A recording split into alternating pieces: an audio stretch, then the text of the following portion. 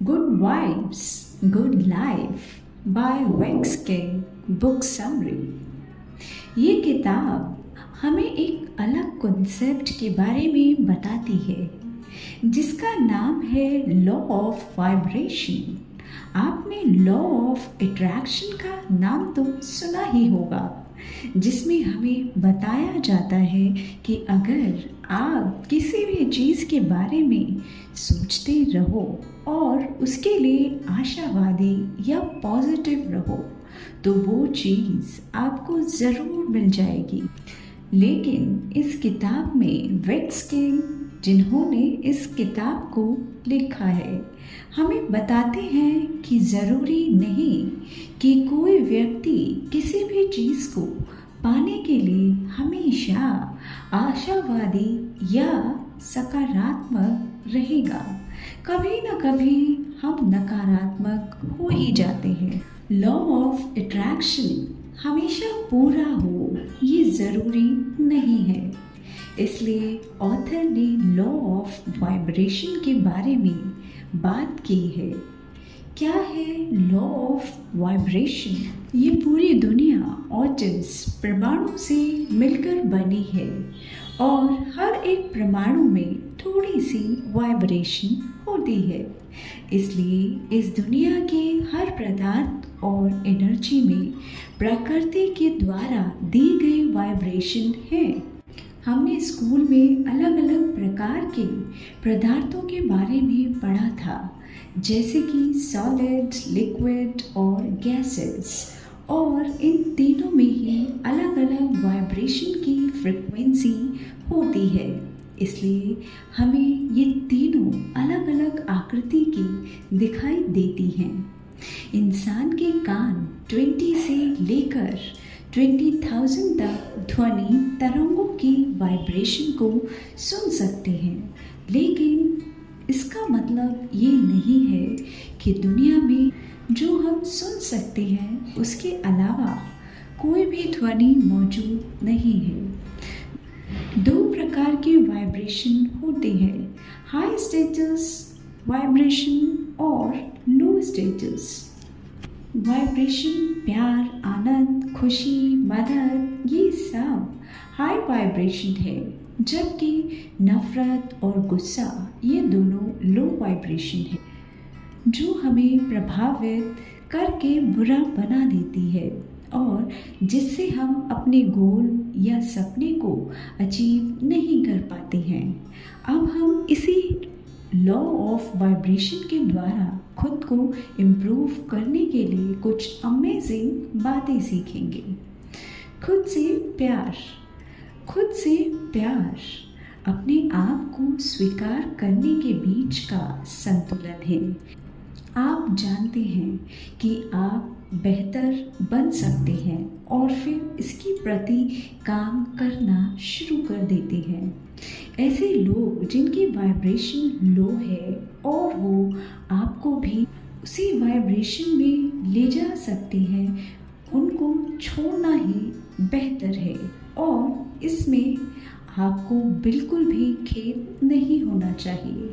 जब आप अपनी पूरी क्षमता के साथ जीते हैं और काम करते हैं तो सिर्फ अपने आप की दुनिया ही नहीं बल्कि अपने साथ वाले लोगों की दुनिया को बदल देते हैं। इसलिए कभी भी आपको अपने आप के जीवन से समझौता नहीं करना है।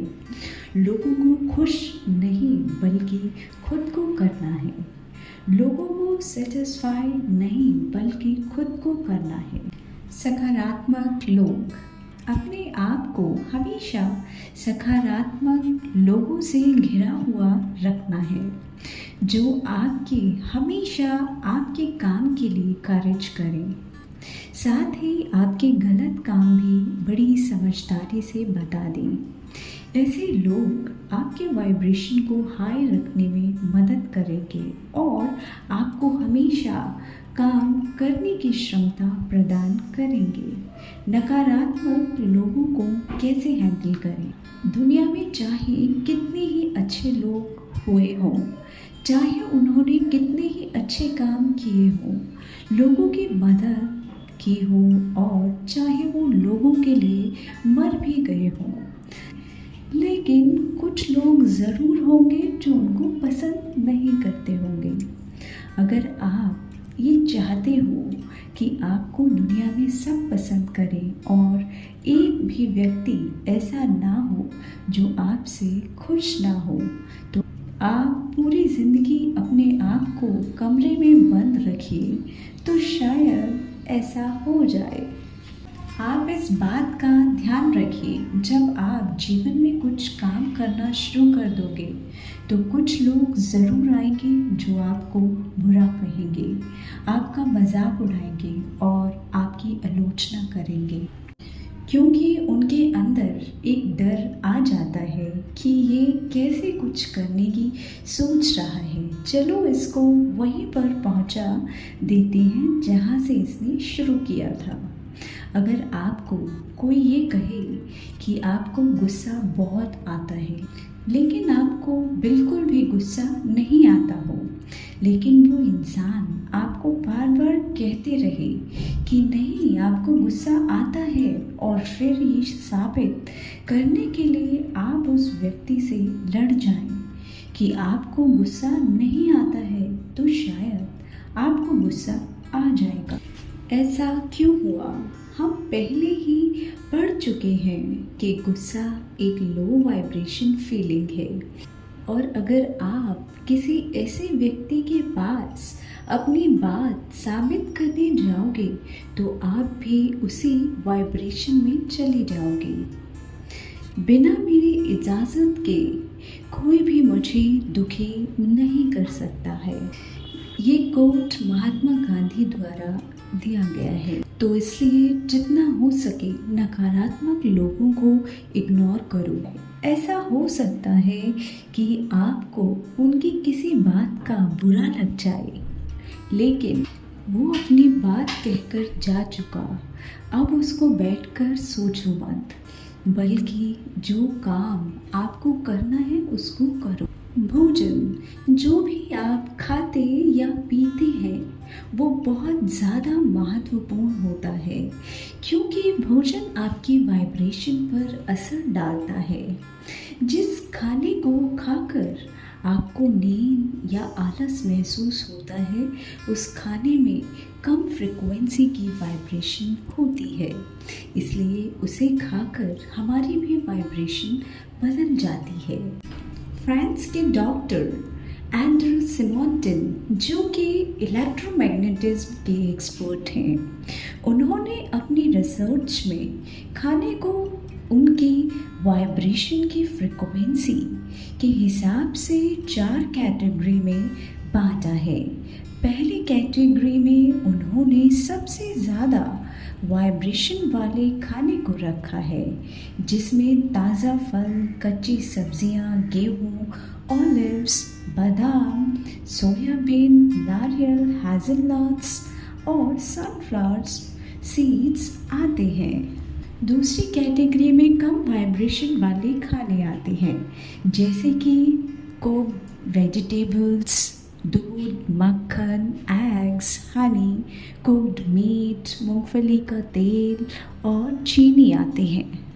तीसरी कैटेगरी में सबसे कम वाइब्रेशन वाले फूड्स हैं, जैसे कि कुक्ड मीट्स, सॉसेजेस, कॉफ़ी, चाय, चॉकलेट, जैम्स, प्रोसेस्ड चीज़ेस और सफ़ेद ब्रेड। फोर्थ और चौथी कैटेगरी, जिसमें बिल्कुल भी वाइब्रेशन नहीं होता है, पैकेट वाले फूड्स, बनावटी मक्खन, शराब, रिफाइंड सफ़ेद चीनी और ब्लीच्ड फ्लावर।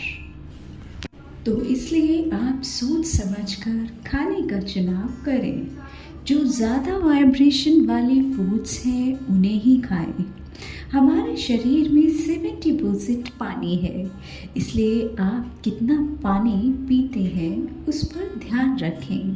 पानी में वैसे तो कोई एनर्जी नहीं होती है, लेकिन पानी शरीर से टॉक्सिन निकालता है, खाने को पचाने में सहायता करता है। जितना हो सके ताज़ा और साफ पानी पिएं। मेडिटेशन ध्यान लगाने के बारे में शायद आपने पहले सुना होगा। काफ़ी बार आपने कोशिश भी की होगी, लेकिन शायद आपको इसे करना नहीं आता हो या पहले कभी करने का प्रयास किया हो लेकिन कोई परिणाम ना दिखा हो, इसलिए करना छोड़ दिया हो। वेक्स किंग हमें बताते हैं कि अगर आप 30 दिन हर रोज़ सिर्फ 15 मिनट के लिए ध्यान करते हैं तो आप अपने अंदर एक अलग तरह का भाव या वाइब्रेशन अनुभव करोगे। आपको गुस्सा कम आएगा, आप अपनी प्रक्रिया जल्दी से बिना सोचे समझे नहीं देंगे, शांति की फीलिंग पैदा होगी और पहले से ज़्यादा आपको हैप्पीनेस अपने अंदर महसूस होगी। आपकी ईगो को कम करने में मदद करेगा और आपके अंदर वाइब्रेशन को बढ़ाएगा। मेडिटेट करने के 7 स्टेप्स। फर्स्ट, सबसे पहले अपनी वाइब्रेशन लेवल को रीड करें। मतलब अगर आप बहुत आलस महसूस करते हैं या फिर कुछ काम करने का मन नहीं करता है तो अपने आप को 1 नंबर दें। और अगर आप बहुत खुश हैं, आनंद या शांति महसूस कर रहे हैं तो अपने आप को 10 नंबर दें। सेकंड, आप कोई ऐसी जगह देखो जहां आप रिलैक्स कर सकते हो। आप खड़े हो या बैठे हो, इससे कोई फर्क नहीं पड़ता। अभी अपनी आँखों को खुला रखें, अपनी रीढ़ की हड्डी को महसूस करो और अपनी फिजिकल पोस्चर को बदलो मत। थर्ड, अपनी सांस पर ध्यान दो, कैसे वो नाक से होती हुई आपके फेफड़ों में जाती है, उसको महसूस करो। आपका पेट बाहर और फिर अंदर की ओर होता है। सांस के अंदर और बाहर जाने पर ध्यान दो। फोर्थ, अब अपने आसपास के रंग और पेंटर्स को देखो, बिना गलत और सही के, बिना जज किए आसपास की सब चीज़ों पर ध्यान दो और अपने आप को रिलैक्स छोड़ दो। फिर धीरे से आंखों को बंद करो। फिफ्थ, अब अपने आसपास की वॉइस को ध्यान से सुनो। घर के बाहर कोई सब्जी बेच रहा हो या घर में खाना बन रहा हो, कोई भी आवाज़ जो आपको सुनाई दे रही हो उसको ध्यान से सुनो। अगर आप बहुत ध्यान से सुनोगे तो आपको अपनी सांस लेने की भी आवाज़ सुनाई देगी। सिक्स्थ, अब आपके शरीर में सेंसेशन महसूस हो रही है, कोई टेंशन या कोई भाव पैदा हो रहा है, उनको बिना बदले सिर्फ अपनी सांसों पर ध्यान दो। उसको अंदर और बाहर की ओर छोड़ते रहो और ऐसे ही 1 मिनट तक करो। फिर धीरे से अपनी आँखों को खोलो। सेवेंथ, अब अपनी वाइब्रेशन लेवल को चेक करो, आपको कैसा महसूस हो रहा है। आप नोटिस करोगे आपकी वाइब्रेशन लेवल में थोड़ी बढ़ोतरी हुई है। आप मेडिटेशन कहीं भी कर सकते हैं और कोई भी काम करते वक्त कर सकते हैं, चाहे आप ऑफिस में हो या आप स्टडीज़ करते हो रहे हो। हर रोज़ 15 मिनट्स करें। अगर शुरुआत में ये ज़्यादा लग रहा है तो 3 या 5 मिनट ही करें। कुछ समय अलग रहें, कभी भी रिलैक्स की ताकत को कम ना समझें। अपने काम से, अपने घर वालों से, अपने दोस्तों से अलग अपने आप को भी समय दें। थोड़ी देर धूप में बैठें जिससे आपके शरीर के अंदर विटामिन डी और सेरोटोनिन हार्मोन बूस्ट हो जाएगा, जिसे खुशी का हार्मोन भी कहते हैं। जो आपको एक अच्छे पार्टनर की ताकत, जैसा कि हमने ऊपर पढ़ा है कि एक ऐसा इंसान जिसमें हाई वाइब्रेशन होती है वो खुद को तो बदल ही देता है, साथ में अपने आसपास के लोगों को भी बदल देता है। उसी प्रकार एक हाई वाइब्रेशन वाला पार्टनर आपके जीवन को भी बदल सकता है, क्योंकि उसकी वाइब्रेशन आपको प्रभावित करेगी।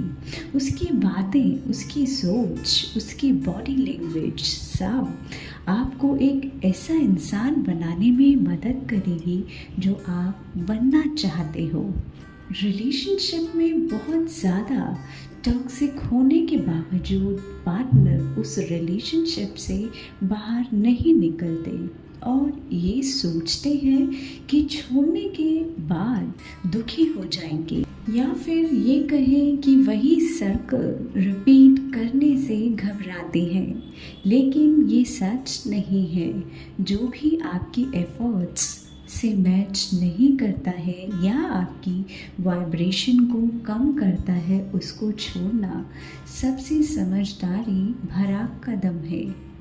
हमेशा याद रखें, जो आपके खुद के बीच में आए उसको आपके जीवन से निकाल बाहर फेंको। कई रिलेशनशिप में पार्टनर्स इनसिक्योरिटीज़ की वजह से अपने को दुखी करते रहते हैं, लेकिन अपने पार्टनर को बोलते ही नहीं हैं। उदाहरण के लिए मान लीजिए आपकी नाम कुछ ज़्यादा लंबी है और आपका पार्टनर किसी से दोस्त के नाते बात करता है और आपको बुरा लगता है। आप ये भी नोटिस करते हो कि जिससे आपका पार्टनर बात कर रहा है उसकी नाक आपसे अच्छी है, और आप ये सोचते हो कि शायद इसलिए आपका पार्टनर उससे बात कर रहा है। शायद ये सच हो भी या फिर ना हो, लेकिन फिर आप शक और नफ़रत से भर जाते हो, जिससे आपका वाइब्रेशन स्टेट कम हो जाता है। जो भी बात हो अपने पार्टनर से सीधा जाकर बोल सकते हो। अपने अंदर रख कर हेट और डाउट से ना भर जाएं। अगर सच हो तो भी आपको ऐसे पार्टनर को छोड़ने में कोई भी रिग्रेट नहीं होना चाहिए। परिवार का सामना, क्योंकि वो हमारा परिवार है, इसका मतलब ये नहीं है उनके इंटेंशन हमारे लिए हमेशा अच्छे ही होंगे। हमें हमेशा यही सिखाया जाता है कि दुनिया में सबसे ज़्यादा ज़रूरी हमारा परिवार होता है, लेकिन परिवार हमेशा ही हमारा सपोर्ट नहीं करता है, बल्कि कभी कभार उनसे ज़्यादा तो करीबी रिलेशनशिप या दोस्त हमारे परिवार से ज़्यादा परिवार बन जाते हैं। परिवार से दूर हो जाना सबसे कठिन और दिल तोड़ देने वाला कदम होता है, क्योंकि हमारा परिवार हमारे लिए सबसे ज़्यादा ज़रूरी होता है, और तब तो और ज़्यादा मुश्किल होता है जब हमारे माता पिता ने हमारे लिए बहुत किया हो। आपको हमेशा ही ऐसा करने की ज़रूरत नहीं पड़ेगी। हमें सिर्फ अपने माता पिता को समझना होता है, क्योंकि उनके वक्त में ऐसी टेक्नोलॉजी नहीं थी, ऐसा काम नहीं था जो आज के समय में होता है। पहले कोई YouTuber, dancer, singer, blogger, digital marketing expert etcetera नहीं बनता था। तो हमें अपने माता पिता को समझाना पड़ता है कि ये सब क्या होता है और इसके क्या बेनिफिट्स हैं। पहले उसको किसी ने किया है, आपको उदाहरण भी देने होते हैं ताकि उनको विश्वास दिला सको। आपके अंदर उस काम को लेकर आपके माता पिता को सीरियसनेस दिखनी भी चाहिए। ये नहीं कि आपको करना है लेकिन आपके पास कोई प्लान नहीं, बस किसी भी काम को करने चल दिए। अगर आप अपने काम को लेकर खुद ही सीरियस नहीं होंगे तो दूसरा कोई क्यों होगा। इतना सब कुछ करने के बावजूद भी आपका परिवार नहीं मानता है तो आपको अपना जीवन किसी ऐसे काम करने की बजाय जिसमें आप अपने ही परिवार को जीवन भर कोसते रहोगे, इससे बढ़िया उन्हें छोड़ना ही सही होगा। और आपको इसमें कोई भी रिग्रेट नहीं होना चाहिए। टॉक्सिक जॉब छोड़ने की क्षमता। मान लीजिए आपको किसी ने बर्थडे पार्टी में बुलाया है और वहाँ आपको कोई ऐसा व्यक्ति मिले जो सिर्फ आपकी निंदा और आपका मजाक उड़ाता रहता है, तो आप उस व्यक्ति को अवॉइड करोगे ताकि वो आपके अंदर की शांति को खराब ना कर दे, जो कि सही भी है। अब आप अपनी जॉब के बारे में सोचिए जहां आपको ऐसे लोगों से मिलना पड़े जिनकी वाइब्रेशन स्टेट बहुत ज़्यादा लो हो और हमेशा नेगेटिव ही बातें करते हो, जिससे आपका वाइब्रेशन भी कम होता हो। वैक्स किंग ने अपनी जॉब छोड़ दी थी क्योंकि उनको अपनी जॉब पसंद नहीं थी, ना ही वो जॉब उनका पैशन था। उनकी फाइनेंशियल कंडीशन भी सही नहीं थी और कुछ उधार भी देना था। लेकिन जॉब छोड़ने के बाद वैक्स किंग ने अपना पैशन फॉलो किया।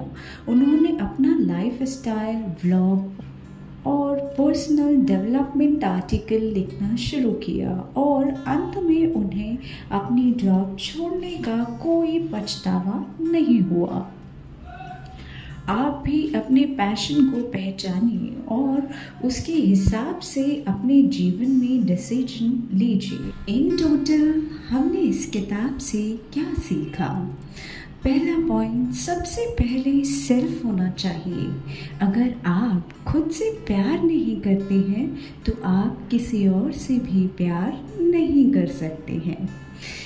सेकेंड पॉइंट, हाई वाइब्रेशन वाला भोजन करना चाहिए। थर्ड पॉइंट, पॉजिटिव लोगों से अपने आप को घेरे रखो। फोर्थ पॉइंट हमने ये सीखा, नेगेटिव लोगों से दूर रहो। फिफ्थ पॉइंट, किसी काम या रिश्ते को ज़बरदस्ती मत रखो। सिक्स्थ पॉइंट, अपने जीवन से हर टॉक्सिक चीज़ को बाहर निकाल फेंको। सेवेंथ पॉइंट, मेडिटेशन करना। आशा करती हूँ आपको ये बुक समरी ज़रूर पसंद आई होगी। अगर हाँ तो अपने दोस्तों के साथ शेयर करें। Thanks for watching.